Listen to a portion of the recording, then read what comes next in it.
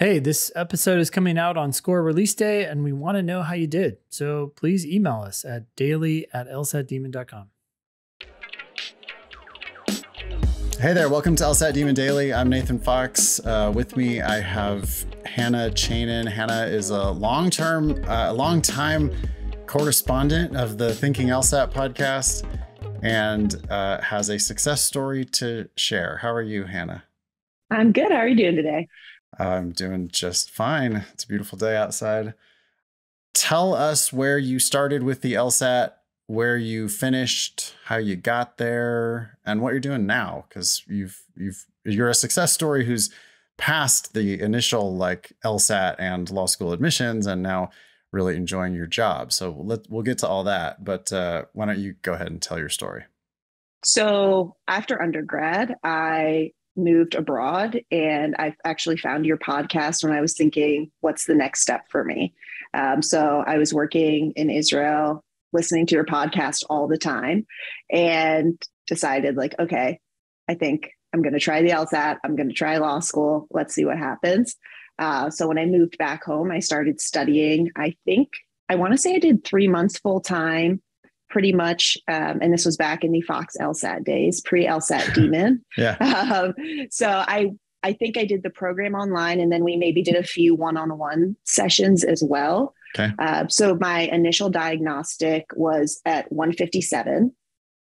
The first time, so I took June of 2017. That was my first attempt. And I actually got appendicitis about a day and a half before the test date.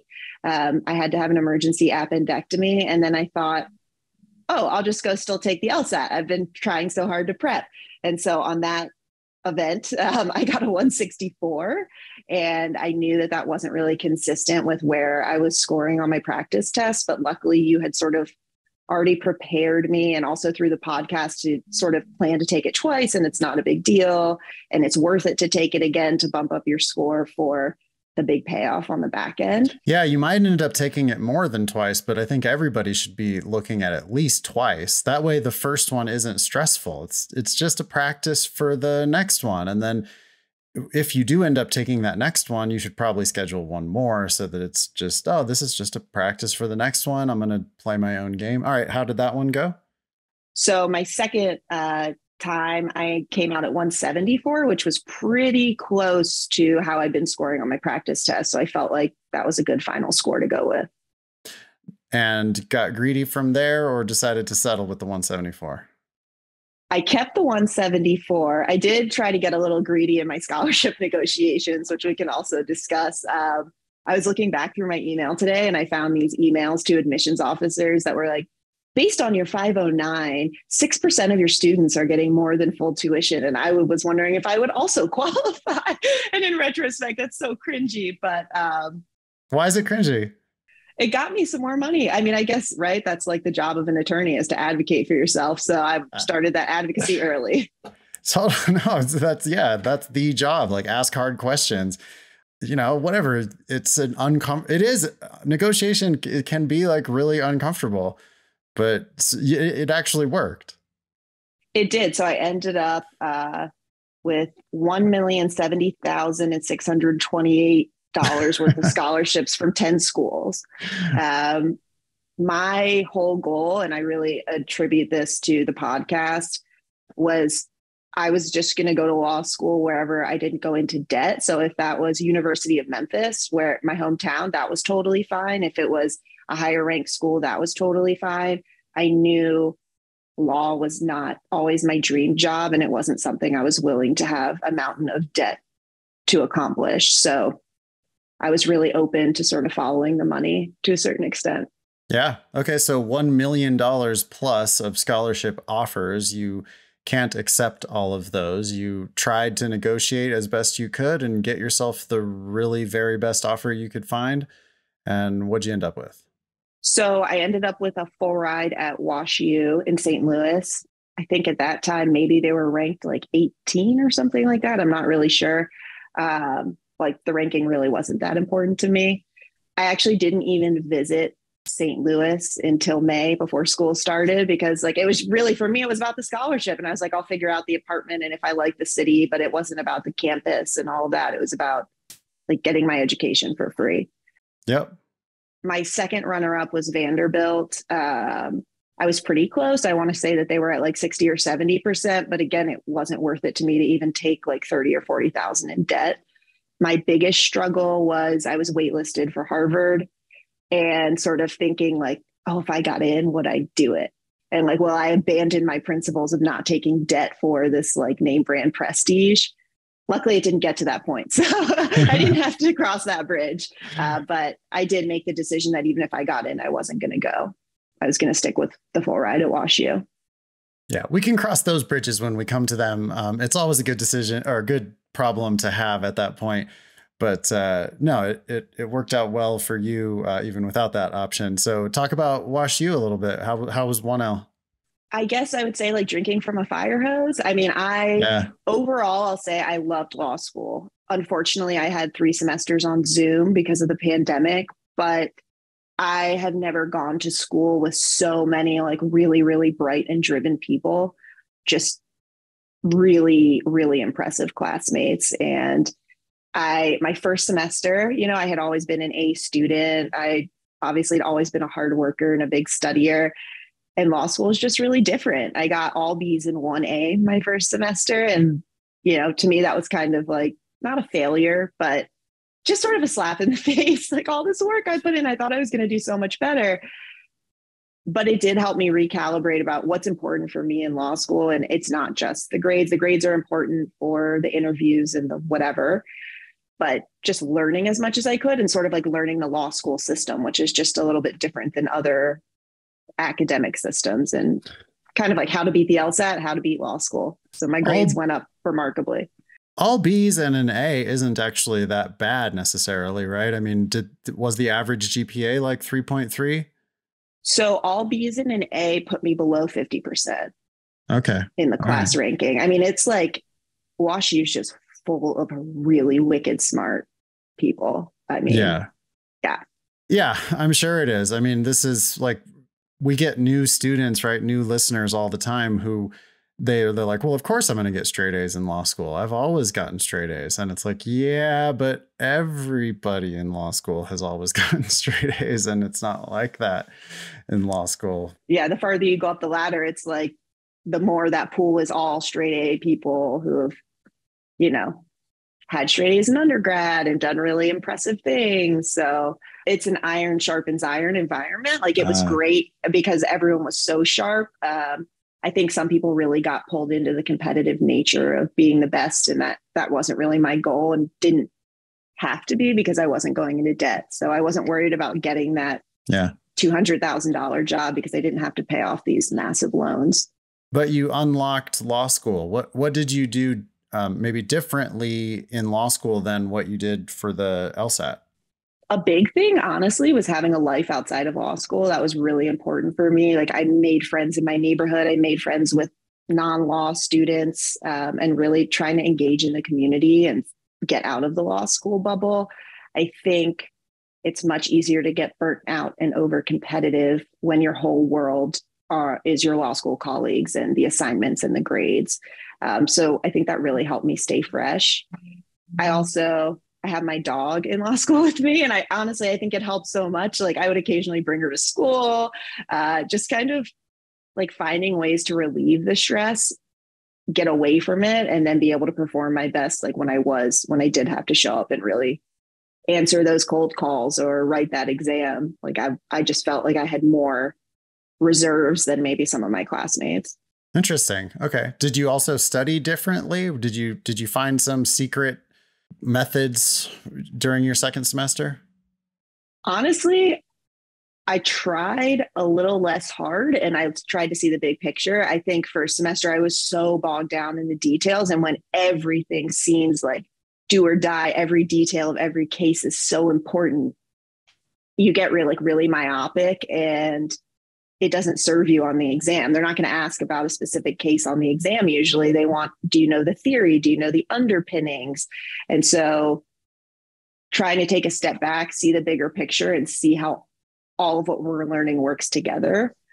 That was helpful. I mean, some things are just going to be hard. Like property is really freaking hard. Contracts is really hard. Like it got better in 2L and 3L when I was taking classes I was much more interested in. What'd you do between your 1L and 2L years?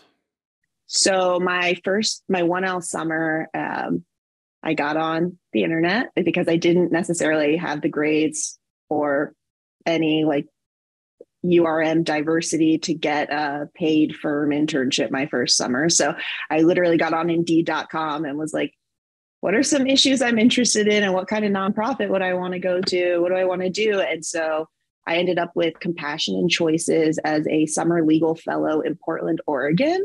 And they are a nonprofit that's solely focused on end of life advocacy. So it was a really cool, like the director of legal there was the director of the ACLU of Oregon before. So just like tons of connections, such a cool place to live. Oregon's awesome.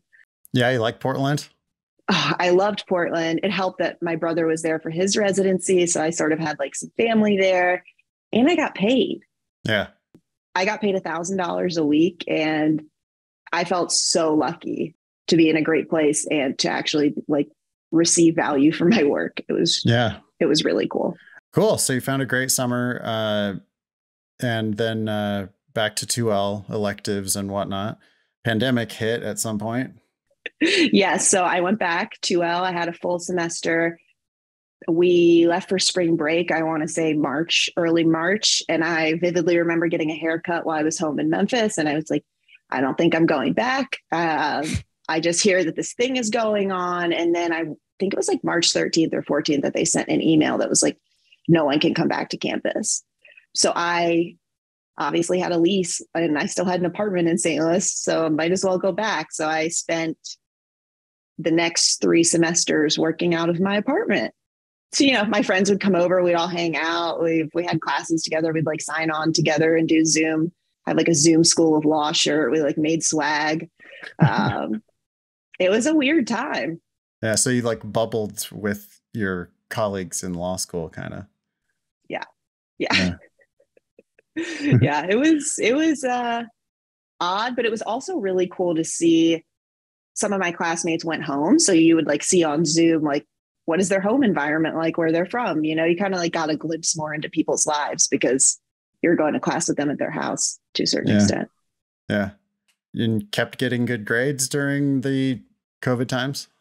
Yeah, it was fine. I think all A's pretty much. Honestly, I didn't pay that much attention because unfortunately my grades from my first semester of 1L kind of knocked me out of contention for most OCI or recruiting at those types of prestigious big firms or those prestigious clerkships. So I just really focused on like doing my best and enjoying what I was learning. I like focused more on the learning than the performance. And actually that did lead to better grades overall. Yeah, of course. I think that's a really good tip for LSAT students too. Focus more on the learning, focus less on what's your score right now, one question at a time instead, and just learn as much as you can as you go. That's great. So then, all right, graduation is looming. You realize that you're going to have to start working for a living. What happens next? So during my 2L summer, I actually did a split clerkship. So my first 6 weeks, I clerked with a firm in Memphis that I had actually worked for the year before law school while I was studying for the LSAT. I thought that was my ticket. I'd worked there before. We all really got along. I got tons of positive feedback and they didn't make any offers because of COVID. So none of their summer associates in that office got an offer. So I was really like, oh shit, that was my ticket. That's like, I was going to move back to Memphis. I was going to have this job. I was going to be making, 6 figures easy. And it didn't happen. It was kind of my in. Luckily, I had another position lined up for the second half of the summer at a firm in St. Louis. It went okay. It was really stressful. The first clerkship was remote. The second one was in person. It was just a really weird time with like the masks and where you could go and who you could meet with. It was just a tough situation. But they kept me on part-time through my 3L year and obviously made me an offer. And I thought, well, okay, you know, the first one didn't work out, and I like St. Louis enough. So I actually bought a house while I was studying for the bar and figured, like, I've got this firm job. I'll get a house. I'll do that. So I luckily had that set up by the end of 2L summer, basically, that I had a job set up for myself. And yeah, that's amazing. You decided to buy a house during law school instead of paying for a house worth of a JD. Yes. And it was a huge, I mean, right, they look at your debt to income ratio, and my income is projected income essentially. And I did have one of my parents co-sign, so that obviously helped, but I would not have been comfortable paying a mortgage if I was also paying $1,000 or $2,000 a month on student loans. I couldn't have anticipated they'd be frozen for this long. I mean, maybe I could have slung it, but no, that would have been out of the question for me if I had a large amount of debt. I think it would have been at least $2,000 a month. When I graduated from law school and I worked all the way through, I had $160,000 in debt. I think my monthly payment was like $1,600 or $1,700 a month. And that was back in 2011 when I was graduating. So today it's going to be double probably. And so this is a homeowner that you're listening to right now who is able to be a homeowner because she did not pay tuition for law school. Fantastic. How did the job work out? So renovated the house, took the bar. That was a whole wild experience. Took a bar prep class. So yeah, I just did like a bar prep online thing, and it's just super intense. So I was sitting in my living room while they're like tearing out my kitchen. It was just kind of mayhem. And because of COVID, they like split us into multiple locations. So I took the bar in a gym. Okay. Like it was a mess. We had to wear masks the whole time. Like while how hard is the Missouri bar? I mean, I did well enough that I can be admitted in any state. So like, okay. I think pretty high pass rate. I think it might have been lower the year we took it and the year before than it had been historically, but it's a 2-day. It's not like California or Texas that has like the oil and minerals part. Like it's not super specific. Okay. It's UBE. So they have one section, I think, one written section that's Missouri specific. And then you have to take some Missouri thing before, but all of the answers are on the internet. Maybe we should edit this part out, but all the answers are on the internet and it's multiple choice. So you just pull up the document with the answers and go through multiple choice. I mean, it's a joke.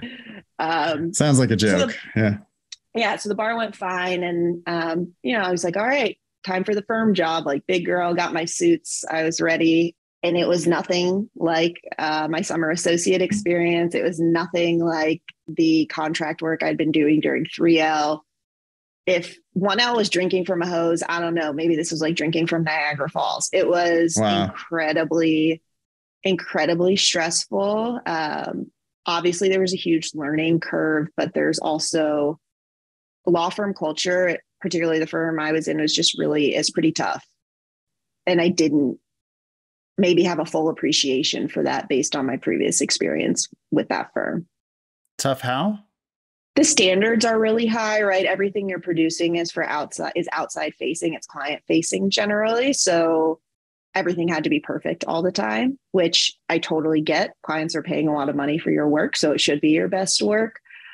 But there's not much of a runway and there wasn't much training, right? So when you're in a billable system, if you're taking time to train your associates, that's time you're not billing from a partner perspective. So a lot of times what I found the approach is just figure it out.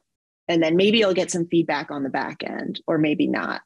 I also really just struggled with the billable model as a whole. Anytime you're not working, right, you're getting behind. So yes, you could take vacation, but you take those 3 days, that's 24 hours you could have billed and you have to make them up somewhere else later in the month or later in the year.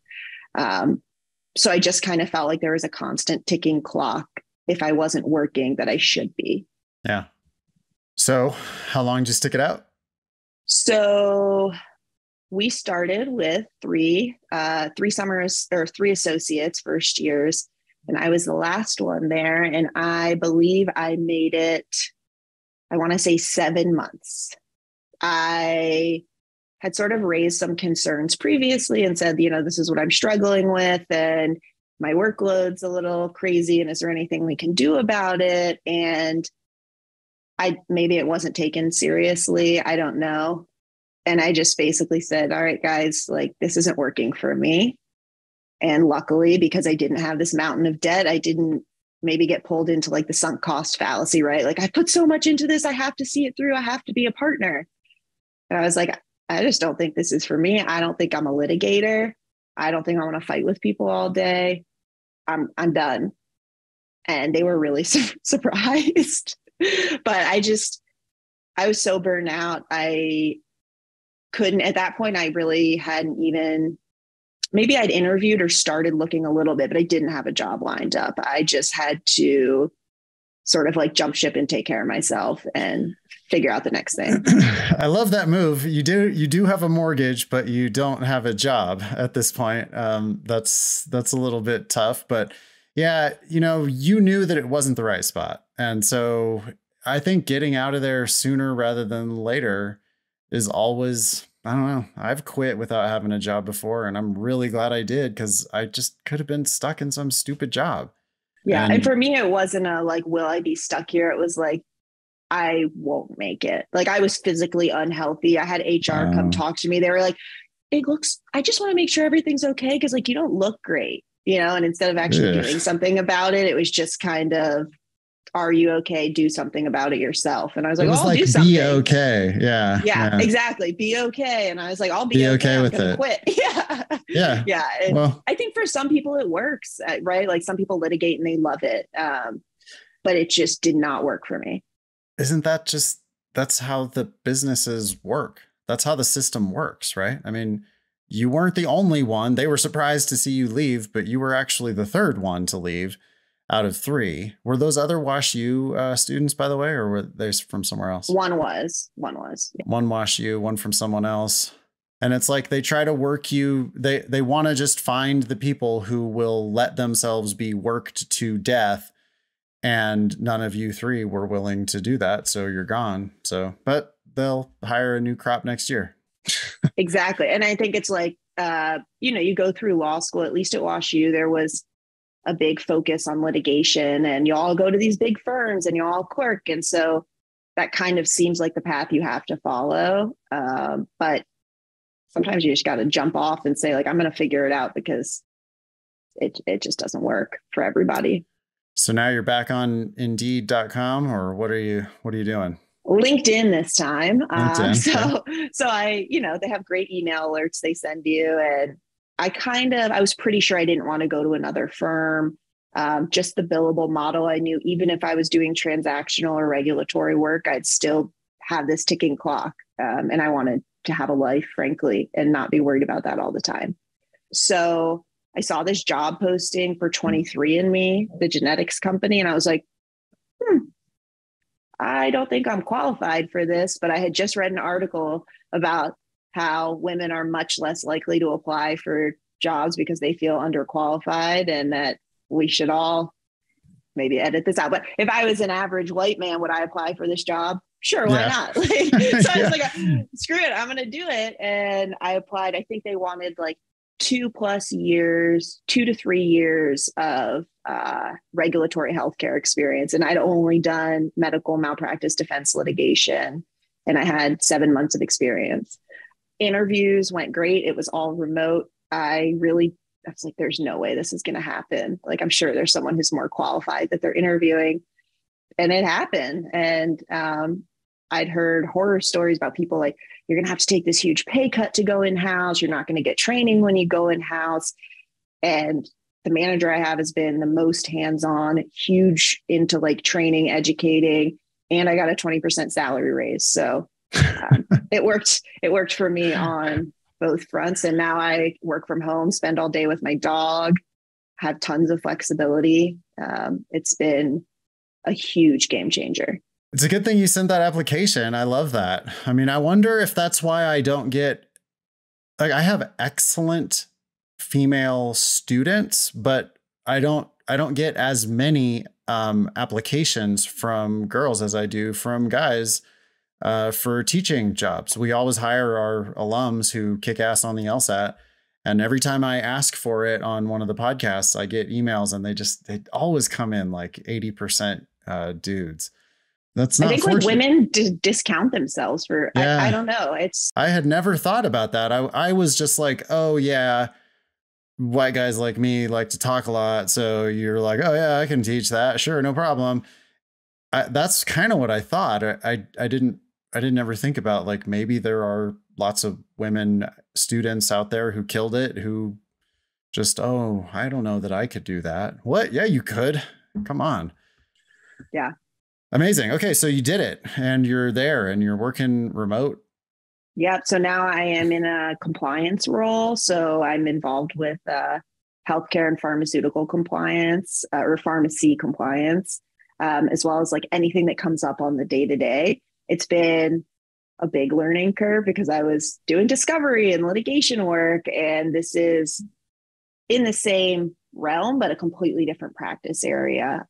It's just shown me that like with really good management, you can be thrown into something brand new, right? Because it kind of mirrors the experience of being thrown into litigation and having never done it, but it's been really, really positive. And I already feel like I've learned so much. It's been 3.5 months. How much of your time do you spend in like meetings versus just working solo?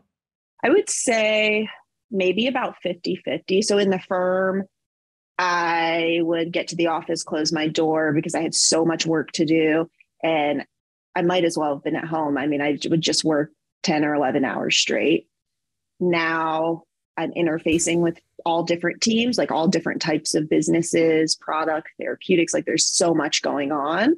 And then I have my discrete projects. It might be like contract review or writing a policy or reviewing legislation updates, things like that. So it's pretty nice. Like I have, even though I'm remote, I have much more human interaction on a day-to-day basis than I did when I actually worked in the same space as other humans. Yeah. Yeah. It's weird. It's I don't know. The transition to Zoom it's real, but it's like, there's still real human interactions there. It's just, you don't have to wait in traffic for 90 minutes in order to get it. Right. And a really interesting thing with 23andMe, it kind of attracts a lot of like really ambitious, progressive, interesting people. So it's really fun to see, like, I have no idea what this person's job is, but we're in a meeting and they're doing all kinds of cool stuff and where they live. And yeah, it's just been a really, really cool experience. Yeah. Fantastic. So again, what was your starting diagnostic? 157. And then my first highly pain medicated post-appendectomy test was a 164. And then my second real attempt was a 174. And I did submit a letter to all of the law schools, essentially to take it again. No, explaining that I didn't cheat and go up 10 points or anything like that, that it was like due to a medical, like I just didn't want them to be suspicious about some huge jump in my score. So I submitted an affidavit essentially that it was a medical related issue. Sure. I'm not sure that was actually that necessary, but probably not. Yeah. They gave you the scholarship because you had 174 and that 174 was going to look really good on their 509 reports. I was just looking at this the other day with Ben on the other podcast. Wash U is that's the school that I remember from the very beginning of my LSAT teaching days, that they were always out there early in the cycle, giving scholarships to people with high LSAT scores. And if you look at their ranking now over the past decade, they're just like slowly ticking up, and they're in a hard part of the curve to climb. They either just tied or passed Georgetown. I can't remember it, but it was like we got an email blast to all the alum. They were very excited about that. Yeah, it doesn't matter to me. Well, law school rankings are inherently bullshit, but that is the game that they're playing. And so once you know what game they're playing, jockeying for law school rankings, then you can play your game, which is, okay, cool. Well, I'm going to take advantage of this system and use my LSAT to get myself a scholarship at these schools that are wanting to climb the ranks. They're trying to break into the top 14, right? It matters to them. So even if it doesn't matter to you, you can just use that to matter to you. And you did it. So 157 to a 174, a full ride to law school, a brief time working in law firm life, and then immediate kind of miracle transition into in-house counsel. That is certainly a success. And I will say the podcast, I don't think most of my classmates had any idea what a 509 form was. I don't think most of my classmates took that into consideration, what they could negotiate, debt, scholarships. I don't know if it was because I was a few years out, and so I had a better idea of what I was willing to take on and what I wasn't. But it was like I had this secret weapon, and I knew how much scholarship was average and what people were getting and could sort of plan accordingly. Yeah. Listeners, if you're brand new and you just found us, go to lsatdemon.com/scholarships. We have this scholarship estimator tool, which we didn't even have when Hannah was going through the whole process. But if Hannah put in her undergraduate GPA and her LSAT score into that tool, it would kick out predictions for what kinds of scholarships she would get. And certainly we would have projected a full ride for Hannah for WashU. That's based on ABA, American Bar Association 509 information reports. Those are all linked from the scholarship estimator. So again, lsatdemon.com/scholarships. And there's these little PDF icons next to every school that'll show you the most recent version of their 509 report, which breaks out not just LSAT and GPA data, but also all of the scholarship matrices. Here's our 75th percent scholarship amount. Here's our 50th percentile scholarship amount. Here's our 25th percentile scholarship amount. And then a whole other table that is saying how many people got less than half scholarships, more than half scholarships, full ride scholarships. That's all public information. And Hannah was able to use that information to her advantage. And more than full ride. So if you get a full ride somewhere and you think that there's like 15% of people who are getting more than that, and you think that you should be one of those people, send them an email and tell them you saw their 509. And we just saw one the other day. Yeah. Dickinson, Penn State Dickinson. They have been similarly climbing the rankings over the past few years. They're down there around like 50 or something, but they were out there like the very beginning of last cycle offering scholarships. And when we looked at that 509, we saw that they were offering, it's like 2 people in the entire school who aren't getting any grants, and then more than half the class getting full ride or more. It's insane.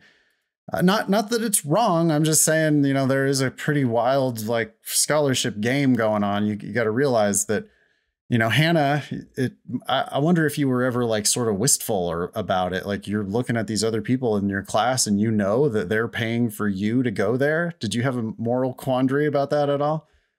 I had no moral quandaries because, I contributed my LSAT score for their rankings. But yeah, I did, sometimes my friends would be like, I can't believe they're raising tuition and we are on Zoom, because that was one of their justifications. It's like, we have all this technology we need to pay for and we need to train staff. So like we do have to increase tuition. And I felt for my classmates, but I was like, well, I'm not paying, so it doesn't matter to me. Thanks, guys. Yeah, exactly. And I vividly remember thinking, wow, if I was paying full tuition to get a legal education on the internet, I'd be pretty pissed. Yeah.